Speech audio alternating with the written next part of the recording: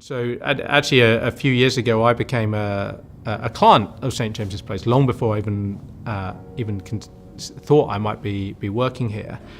And she was really advising my wife and I on our financial affairs, on my pensions, and thinking about my financial planning. But what then became clear to me was actually my mum and dad had quite a lot of money and they're quite prudent and quite cautious. And we were going to end up in a very silly world in which, God forbid, they were going to die and pay a lot of inheritance tax and spend it on. And I wanted to have the conversation with them, which is either just go ahead and spend it and enjoy it, or if you can't do that, can we start thinking about finding intelligent ways of thinking about inheritance tax and planning through that. And through that process, our partner then started to advise my mum and dad.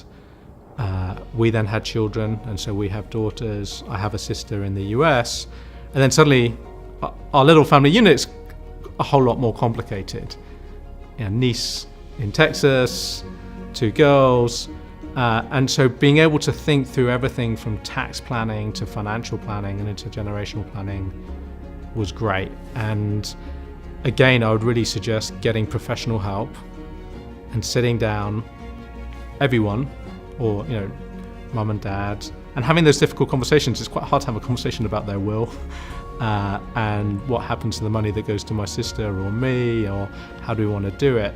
But actually, if you don't do those things, it's a horrible mess that has to be picked up after something really terrible and sad has happened. So much better to sort of have that difficult conversation up front and get your financial affairs in order.